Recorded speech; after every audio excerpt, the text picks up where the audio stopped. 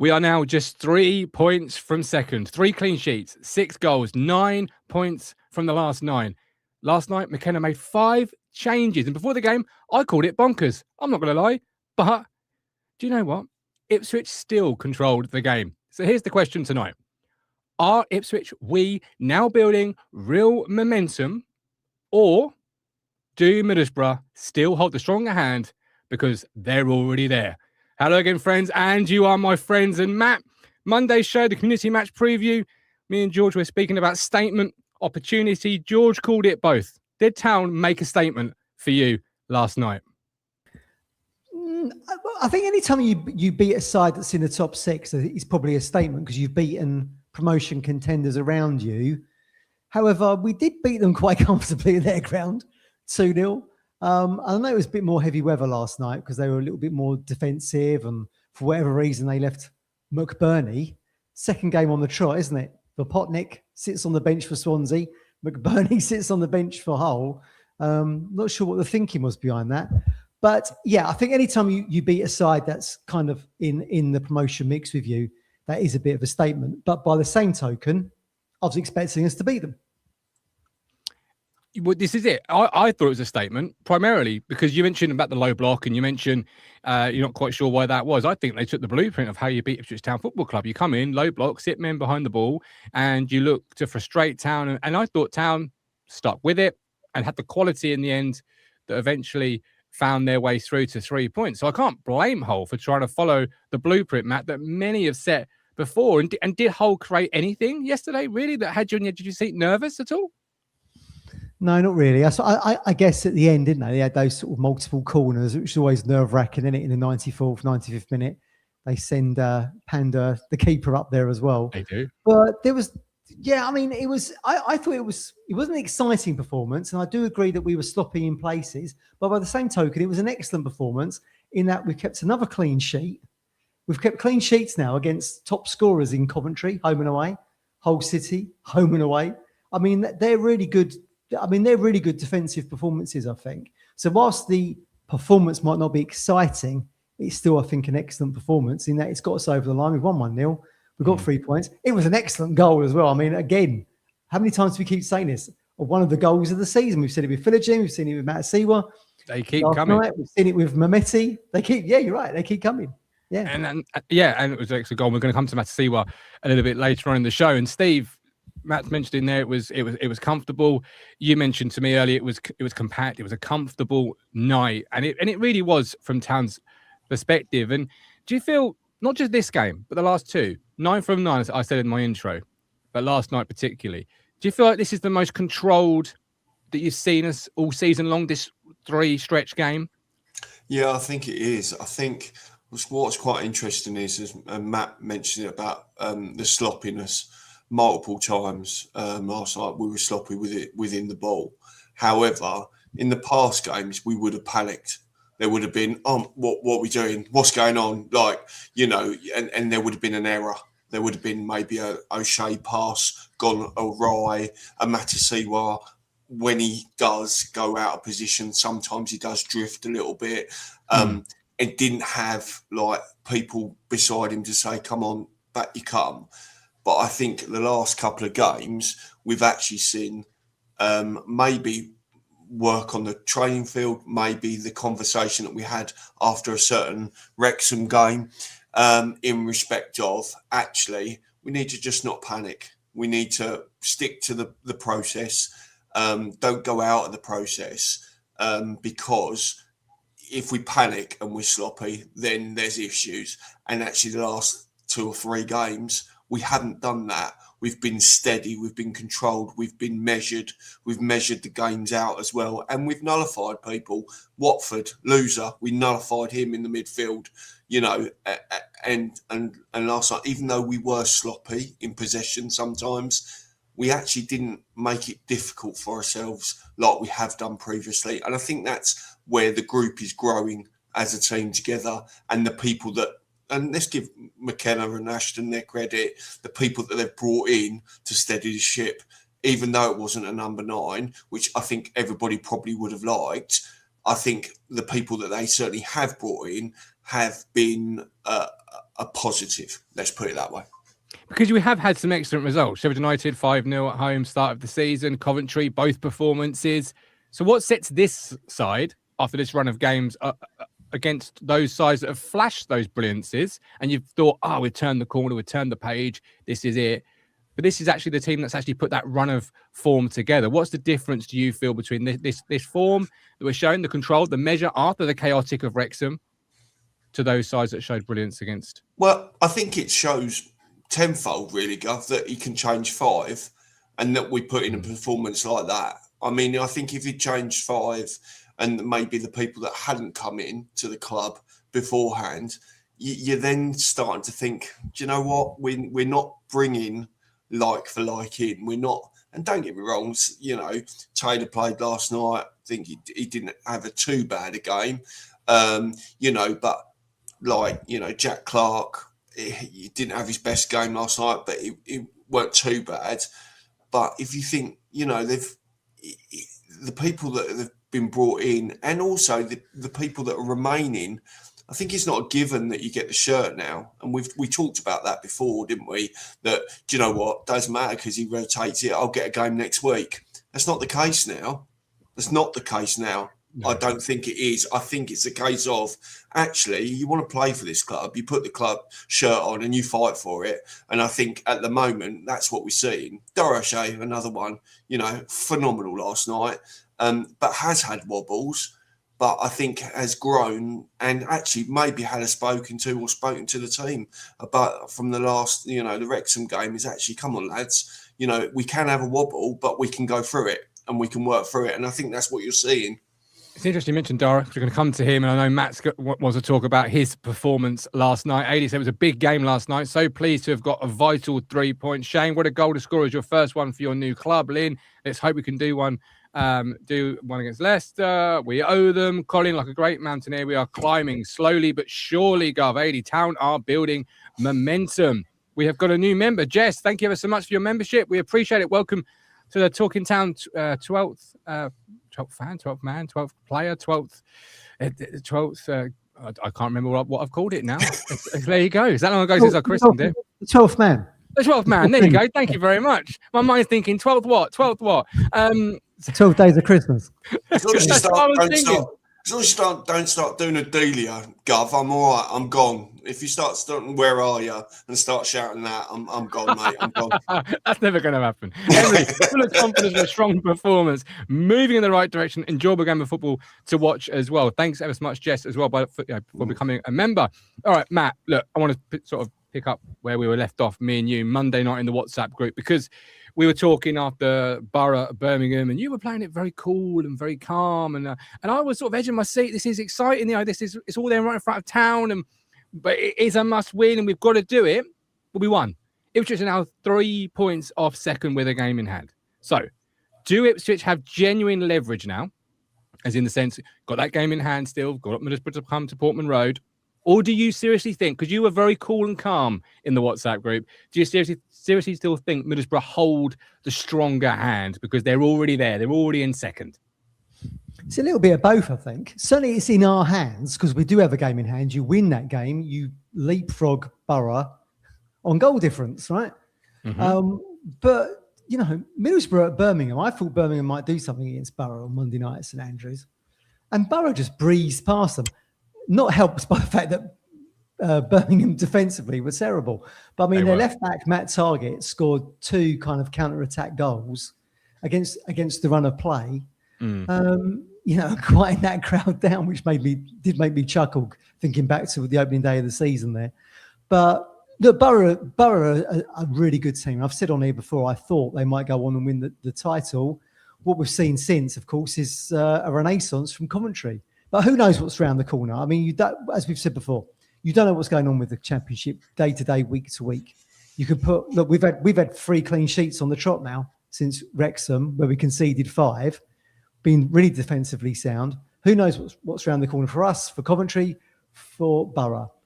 I don't think the game in hand is going to make much difference, to be honest with you, because I think I don't, because I think that's going to be, if you look at the schedule, I don't think, unless Southampton have to play in the FA Cup and they might reschedule Portsmouth for that Easter weekend, I don't think we play Portsmouth really until the back end of April. So then you're in that kind of scenario where we played Coventry, where we did get promoted, of course, the Keith Moore, Cameron Burgess goals at the CBS Arena then. I think you're going to play them that late in the season. But everything is in our hands. It is all in our hands at the moment. And, you know, relegation threatened Leicester at Portman Road on Saturday should on paper, should be easier than Hull City. But as I say, you just don't know. The thing about the Championship is unpredictable. A wise man once said, though, Matt, it's easier to be the hunter than it is the hunted. Right? Paul Lambert said that, right? Yeah. For those that are long-time viewers, they'll know the in-joke there. For those that are brand new, it wasn't really a wise man, but for those that just go with it, just roll with it for a minute. So what is it to be, Matt? If I had to push you, and I am going to push you here, Middlesbrough in second, Town in third. Are you more nervous being a Borough fan this evening because you're in second, but Town have that game in hand, whether you think it's a matter or not, have to go to Portman Road where Town are strong? Or are you quite comfortable because you know how good you are as a Borough fan, home and away? Because they are good home and away. Yeah, I think they seem to be stronger than us away from home. But as we say, you know, Ipswich won at Watford. We won 2 home games on the trot, 3 clean sheets on the trot. I mean, that's encouraging, isn't it, off the back of the Wrexham debacle, I would call it. I mean, whether you want to be hunted or the hunter, I don't know at this stage, really. I don't think either side's particularly looking at it like that. I think fans look at it that way. McKenna always says to us, doesn't even look at the league table. I'm not sure that's correct, to be honest with you. Certainly, I think the squad of players is looking at the table and thinking, what do we need to do in order to finish top 2? We don't want to be in the playoffs. We want to be in the top 2. I think the Borough players are looking at it thinking we want to cement our place in the top 2. So, I mean, you know, it's swings and roundabouts a little bit, I think. It's interesting because Steve believes the pressure is on Middlesbrough. Steve, why do you think that then? Convince Matt. Because it's out of their control, isn't it? And that's the issue. At the end of the day, they can go through and do whatever they need to do, but they'll still be looking over their shoulder. His Town's got the control of it, the game in hand, even though I didn't know the date, Matt. So obviously if it doesn't come into play, then fair enough. It might come into play with goal difference. That might be an issue. So obviously if we get some goals in respect to that, I just think that they'll be looking over their shoulder. And I think, if I'm honest, Coventry will be as well. Because I think they will be as well.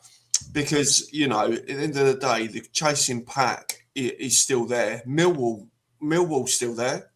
They're not out of it by any stretch of the imagination.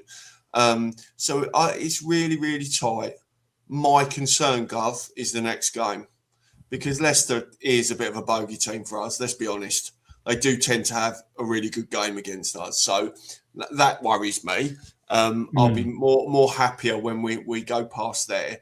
I still think we'll do a job on them, but they're still kind of our bogey team per se. But I think Middlesbrough will be looking over the shoulder. And, you know, has their coach been in this situation before? I don't know. Don't know whether he's been in this situation in his coaching career, but Kieran McKenna has. The nucleus of our team has. So therefore, I think we're well prepared to be in this fight and move forward. Can work against you though, can't it, Matt? That in the sense of Middlesbrough, they can end up playing with house money in the sense of, were they expected to be in the top 2? Probably not. If they're guaranteed a playoff place, which is looking more and more like they're going to be, of course, it becomes a case of we're playing with house money in the sense of the top 2 is great, but you're in the playoffs at the very least. Whereas Town have always been tipped to be a top 2 side. So they don't really play with house money until the end of the season, because if you're not in the top 2, every fan in the country goes, with that squad, with that money, you should be running away with it. Yeah, no, I do agree with you. I mean, the irony of 2 sides that have not got parachute payments. Coventry and Borough being the top 2. Then you've got us in third. And kind of like Southampton, sort of more like a phoenix to the flames now, aren't they? I mean, they're right on the cusp of the playoffs now, and they've been on decent form, scoring lots of goals as well. They're on 57 goals. I mean, they're only 3 shy of what we've got. And of course, then Leicester is a bit of an anomaly because they've lost the points. Now they're down in the relegation zone.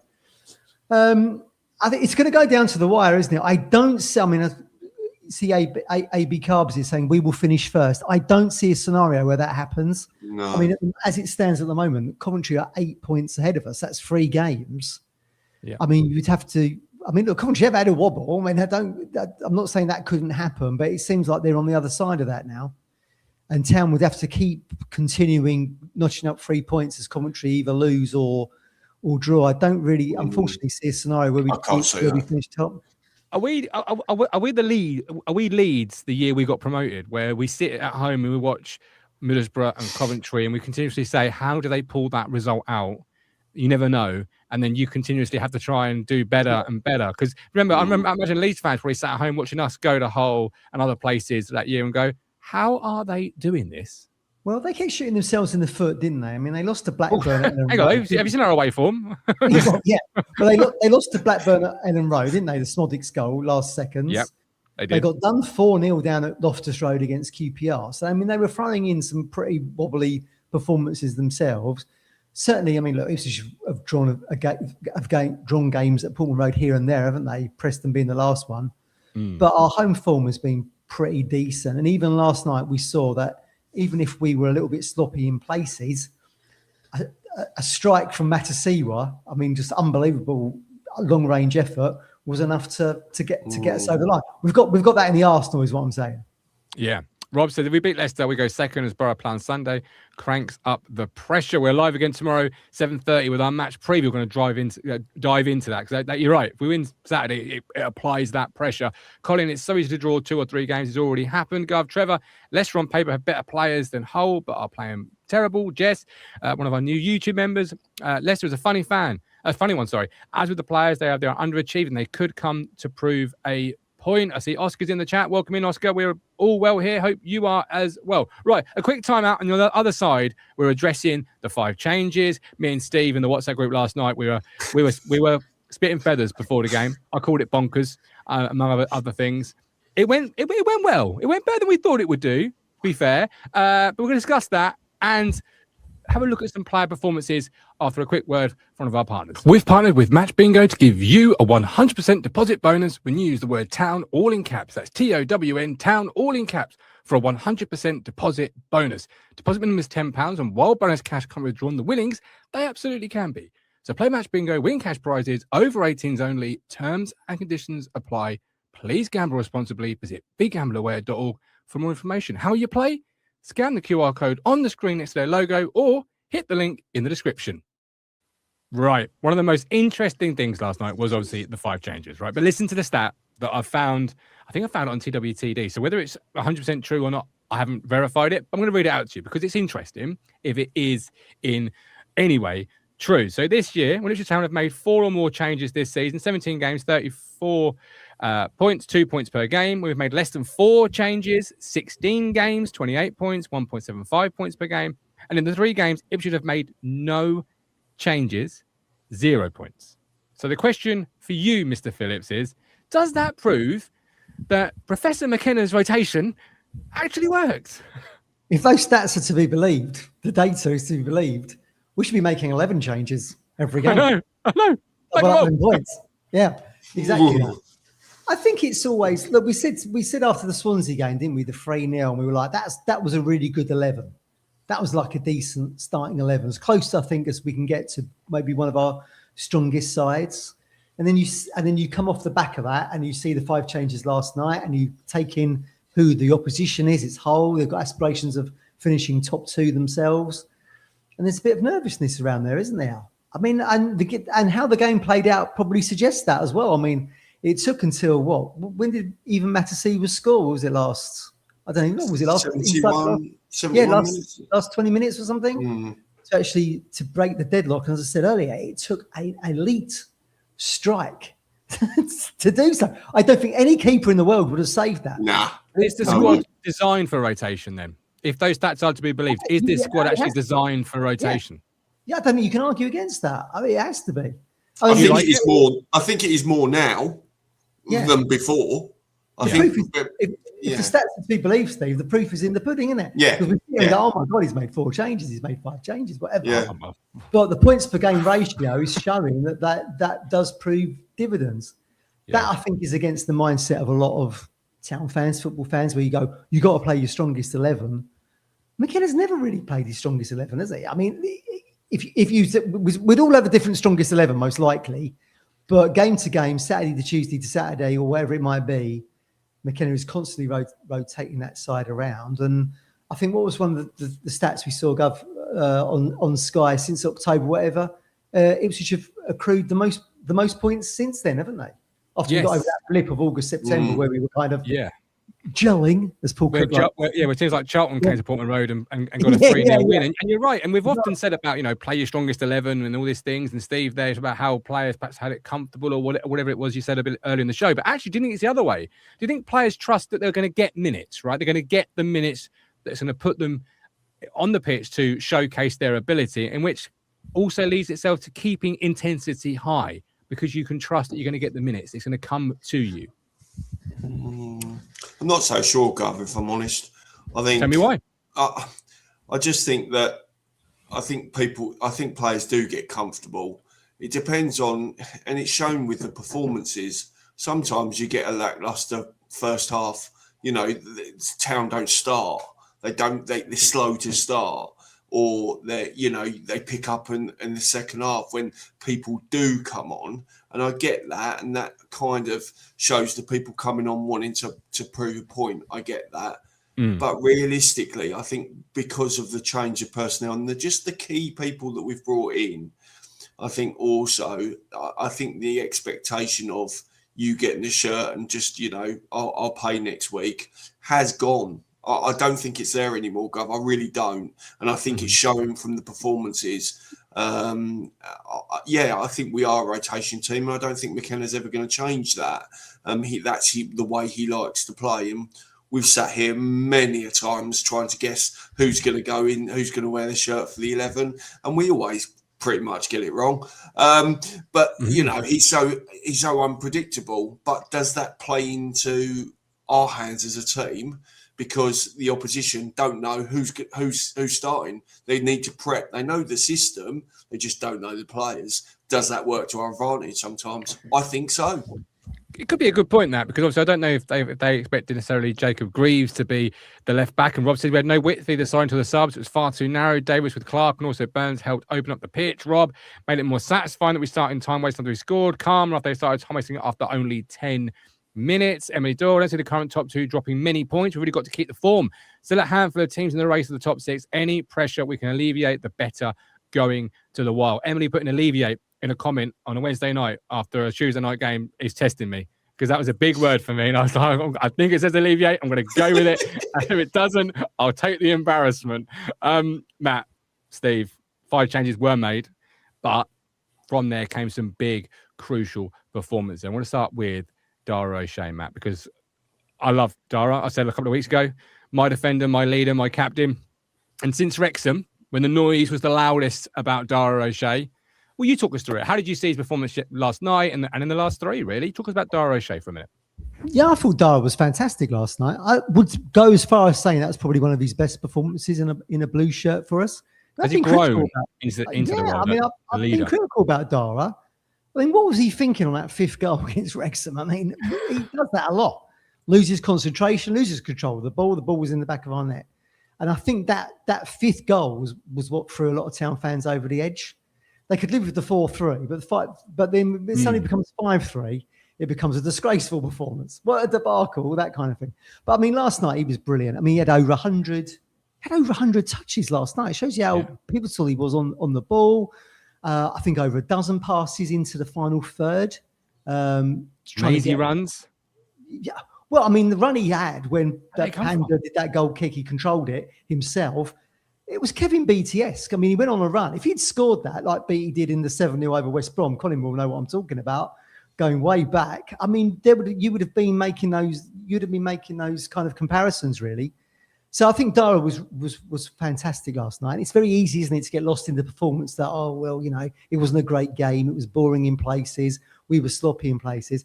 I think Dara O'Shea really kind of stepped up as a captain. There've been question marks, Steve, over him being a captain this year. Is he good? Is he worthy of filling Morsey's boots? And I've said myself, I do think we're lacking some leadership in the middle of the park. Certainly last night, I think O'Shea stepped up, and I thought he was fantastic. His best performance in a blue shirt, 100%. Do you think the criticism, Steve, has really fueled Dara? Because since Wrexham, he has been a man possessed. He has been on it. He has been commanding. He's grown, as Matt has just said there. Do you think the criticism has fueled Dara? He's leading by example, isn't he, Guff? He's clearly scared. Do you know what? If I'm going to ask these players to follow me into the trenches and do what I want them to do, I've got to do it myself. He probably would have looked at the Wrexham game and gone, actually, that's not good enough for me. I think he's grown as a player. I think he's grown massively as a player. Thrown into the Premiership for the first off, didn't have the best of times. The back four didn't have the best of times, full stop. But he's had to come back into the Championship, prove that actually taking the armband, leading the team forward, I think it helps with Kit Bray next to him. I think they've made a really, really, really good partnership. And I hope that stays and Kit Bray signs. But I think going forward, I think Dara O'Shea has grown. He has had his criticisms. And, you get one a game from him. He'll give the ball away. Wrexham, like I say, Matt, he wasn't crowned in glory.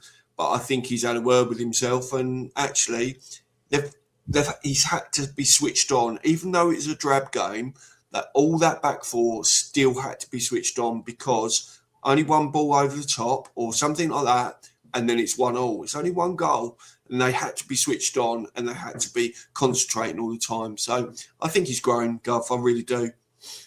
Shane says that shot wasn't BE style, though. It says Shane, AD, I've also was Rob, sorry. Dara O'Shea, excellent last night. Loved his long run with the ball and shot. ITFC Oscar, I have a weird opinion. I think Nunez would be fantastic, but Dara O'Shea is great. Okay, I can't see anything wrong about either of those. Steve Matasiwa, the goal scorer, quality strike. What did you particularly like? Was that the moment the game needed? The real quality moment that it desperately needed to win it? Because it was in the end, and the game lacked no quality other than that one. That was special, was it not? Oh, it's massively special. What a strike. It rolled across and put his laces through it, and no keeper saving that. No keeper in the world is saving that. What a strike! It wasn't his best game, Gov. I don't think it was his best game by far. But you can tell. I think he wandered a little bit in times. He was a little bit sloppy sometimes as well.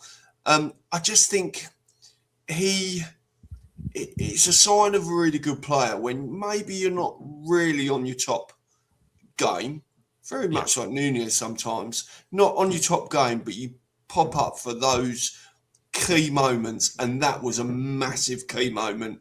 It was quality, and if he's got that in his pocket, let's see some more of it, please. Thank you very much.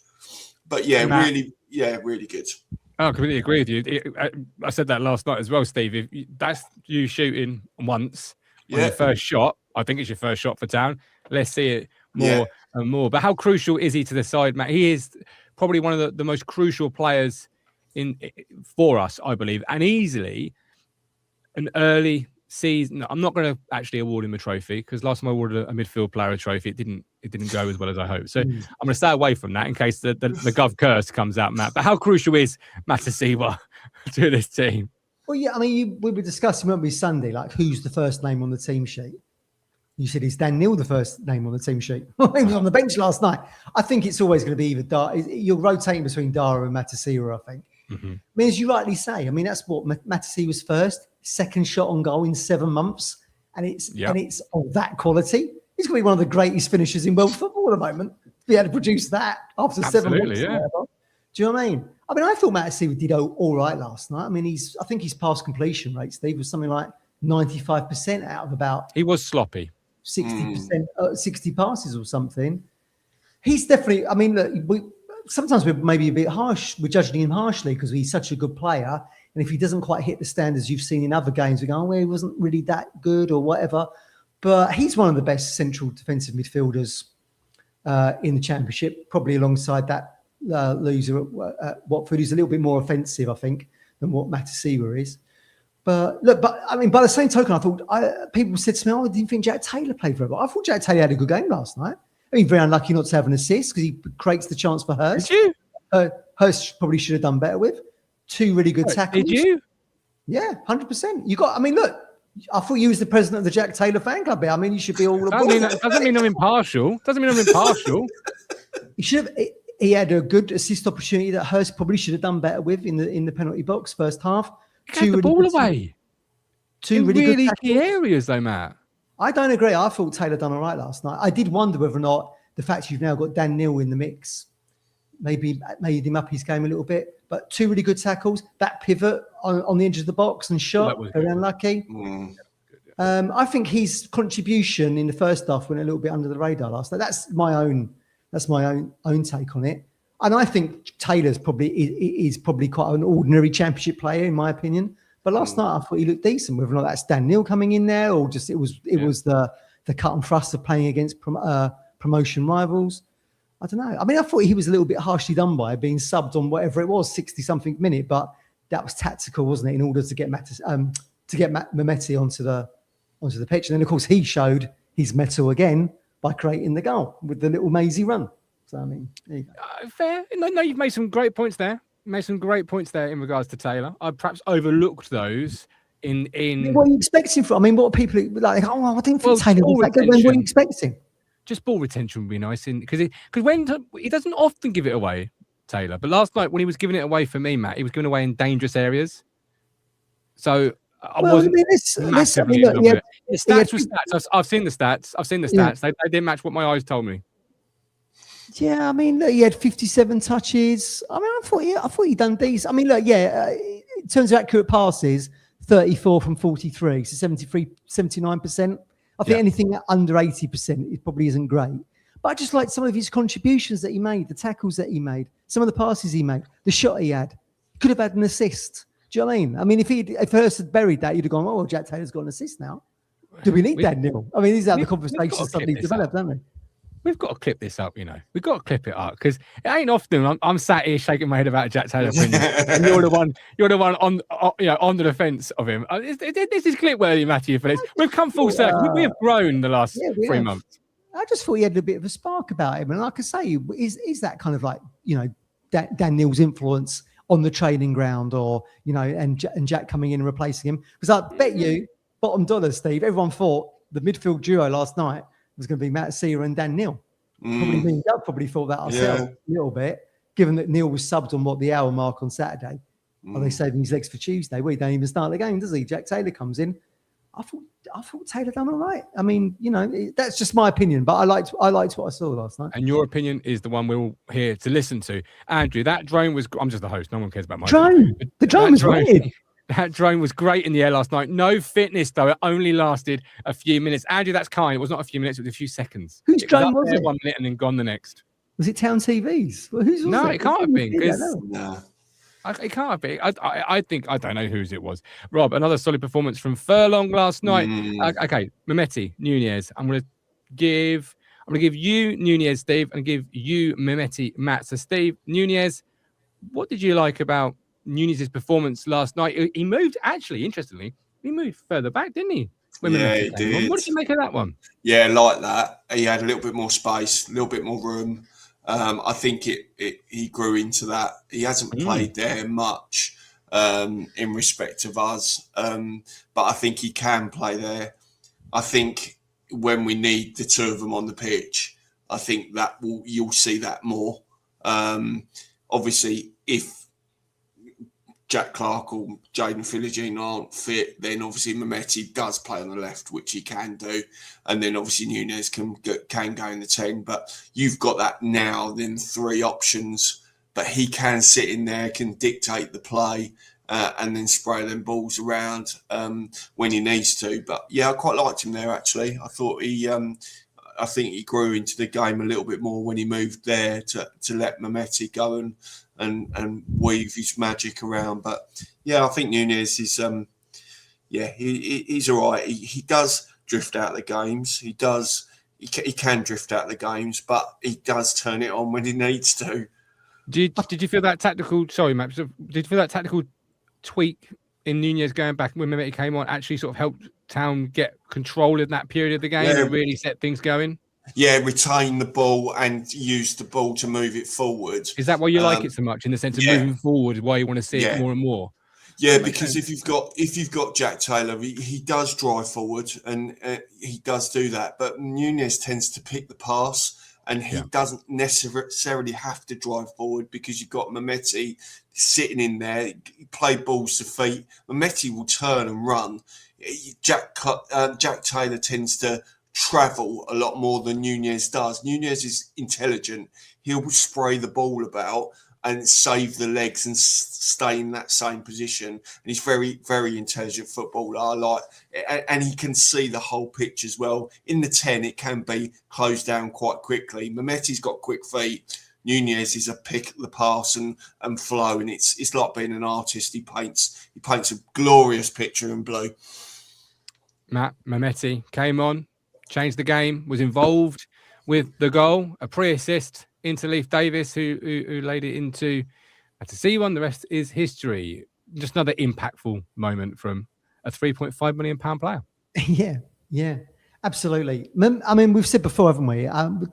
If we were to stay in the Football League next season, you could build a side around Mehmeti. I think he's that good. Agreed. And, in the game before we signed him, when Bristol City came to Portman Road and we breezed past them, everyone was going, I'm not sure about this Mehmeti. But, I mean, he has hit the ground running. He's done everything that Akpom hasn't managed to do. I mean, again, Akpom didn't get any minutes last night, did he? These were the kind of performances I think McKenna and Ashton thought they were going to get from Akpom, and it's taken someone else in Mehmeti. The hunger is obviously, and the desire is there from him. I mean, the quick feet into the box. They clear the ball. Davis gets the loose ball. It goes loose to Matthäus when he hit the strike. I mean, it did not surprise me that Mehmeti, even though he comes on as a cameo from the bench, was involved in the goal. And I totally agree with what Steve says there. I mean, the fact that Nunez can start in a 10, can filter back into the midfield to allow Mehmeti to go into that 10 role is brilliant. Let's not forget, Nunez was actually bought to be a central midfielder. That is his position. That's where he played for Norwich. Yeah.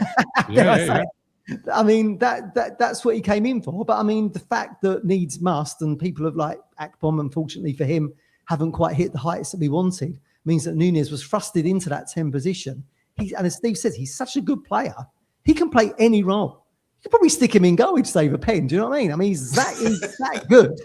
He's that good. I mean, the only criticism I've got is I'd like to see a little bit more from his free kicks. I mean, we all talk about this kind of, he's really good on set pieces and everything. He's taking the corners. I'd like to see a little bit more goal threat. I mean, when was the last he scored the 2 goals at QPR? When was that? October?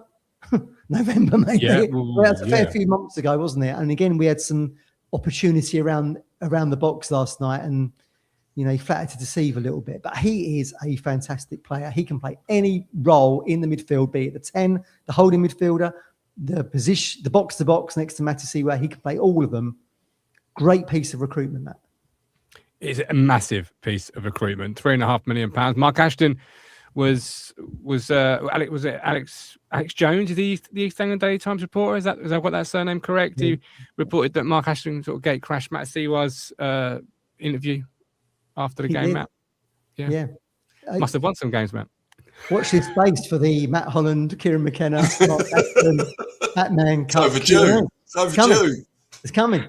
Well overdue. Wrexham, was it? No. Fire on that. It really wasn't. Lynn, I read that goal was 62 miles an hour. Shane Mehmeti works really hard too. He absolutely does. And it was, I saw Matt Siwa reacting to it. And I think it was 62.5 miles an hour. Hell of a strike. And I think he's joking. He said, or I'm not for sure he was joking, but he said, I wasn't sure I had it in my own locker. So the celebration was fantastic, wasn't it? He came running over to my corner, and everyone was ecstatic for him. I mean, it was just It was just brilliant. It was another great moment, wasn't it? You think about all these moments this season, the Philogene strike against Norwich, Mehmeti's goal, Martin, we were saying that's one of the goals of the season on Saturday. And then here we are sitting again, 72 hours on, going, that's one of the goals of the season. I mean, they keep being delivered, don't they? They do. They do. Right. One more word from one of our partners, and then I've got one big question for you both. We're partnered with Stowmarket Osteopaths. Quality care in Stowmarket since 1985. That's a very long time delivering high quality care in osteopath and physiotherapy services. I go there myself. Give Freddie a call on 01449 613 633. That's 01449 613 633. Before we wrap this up, I want to zoom out for a minute. 3 clean sheets, 6 goals, 9 points from 9, looking more controlled. All the things I said at the start of the show. But Matt, what's the one thing Ipswich Town absolutely must keep on doing for this run to continue? I think the one thing they must keep on doing is not experimenting in the flanks, because I think where we did struggle last night was Greaves and Egley didn't really give us the attacking threat in those positions. And while Greaves does well, I think, in that left back role, he's not Leif Davis. He doesn't have the Leif Davis threat. I mean, he does. I mean, look, you're basically shoehorning a centre back into the left wing back role, and that's not really his role. Really, he does very well in that. I think I give him all the credit in the world. But you saw the difference when Davis came on last night. I mean, it's night and day, really, isn't it? And I think Greaves gives you an option there in certain games. I mean, he did very well against Coventry, for example, and he get the assist at Watford as well. So he does well. But I don't want to see us experimenting that. And again, I don't think Egley gives you the same as what Wes Burns will give you in the right back berth. And to some extent, McAteer. I think Egley's too predictable in that he will constantly try to get on his left foot. So he's constantly cutting in. Whereupon Wes, you don't really know. He can go onto his left foot, or he'll try and beat you for pace and get to the byline and cross the ball in from there. So I feel like, where we said, look, it took a Matasiwa strike to break the deadlock last night. I don't think it helped ourselves in that we didn't really have the attacking threat was good enough in the flanks. So I'd say to McKenna as a fan, I'd rather we just kept our full strength players in there. Is a Davis, if he's not struggling with an injury, maybe he was, who knows? And one of Burns or McAteer, I would say, on the right-hand side, and using Egley as a impact player from the bench is how I see it at the moment, I think. It's unbelievable how time changes people, isn't it? We've got 6 years. We've come almost so far in the sense of this is wilderness Matt Phillips, being cool, calm, measured. Wilderness was no strikers, Martin, after you've just lost the Maidstone in the Cup on BBC One. People forget this. But you think I was just throwing that out willy-nilly, Steve? I'm used to that. I'm used to that. Just you've come to a point now where you're so calm. I'm trying to stoke the reaction, and it's just like you're like, no, I'm not buying that. No, not buying that. Andrew says keeping clean sheets would certainly help. Colin goes a little bit further in the sense of saying defending properly, maintain the energy. Says Aid Cooper. All right. Jokes aside, I'm teasing Matt a little bit there, but he does love a sliding door moment, right? Correct, Matthew? Do you like a sliding door moment? Yes, you do. So, sliding door moments are all about one thing. What if this had happened? What if that had happened? So, what's the one thing, Steve, that could, we hope doesn't, but could derail this run of ours? What's the one thing if it was to happen? Injuries. Oh, that's my issue? Matasiwa. Would he be the one you are? Yeah. Okay. Because of what he does and what he brings. It's not just because of the strike. He just brings so much more. I think within the squad with the other players, we have got adequate. I know we've got Dan Neil coming now and he can play there, but he hasn't played there. And it will take him a few games to get used to playing in that position for our squad and our team. I think that would be a massive, massive loss, and that would impact us moving forward, if I'm honest. I think he just does too many good things off the ball as well as on the ball. And I think we're used to the way that he mops up, he shields the back, the middle two, and he picks up anything that's may well be a threat.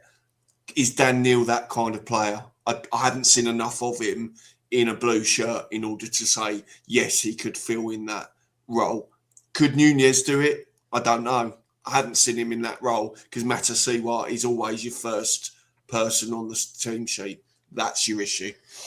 This is it. I'm not sure Dan Neil was that great when he came on last night either. He played very well against Swansea. And then when he came on last night, you talk about Jack Taylor giving the ball away. I mean, Neil was doing that, wasn't he? Maybe it was a hard game to come in to the middle of the park from the bench and have some kind of impact. But then, we've got to be kind to Neil as well. I mean, he's not had lots of minutes, has he? He's still finding his feet a little bit. He was very good against Swansea. I think he struggled from the bench last night, was my take. So Matt says, stop experimenting or experiment less. Steve says injuries. Let us know what you think and feel. The community match preview is live tomorrow. I'm going to drop a link so you can come on and have your say, what the voice message is. That I've run out of time in playing tonight, but I'm definitely going to play them tomorrow and we'll definitely talk about them and build some talking points around them. So do leave one now. You've still got plenty of time to do that. Whichever way you do it, we are live tomorrow, 7:30. Ipswich Town are firmly in the race. 3 points behind Middlesbrough. Game in hand. Middlesbrough still to play at Portman Road. But momentum only matters if you keep it going. So get involved tomorrow night. But until then, Matt, Steve, you've been absolutely wonderful. Thanks for joining us. I've been your host, Gov. Until next time, till tomorrow. Take care. God bless. Good night. You've reached the end. Thanks for watching. Check out more videos, subscribe to the channel, and I'll see you on the next one.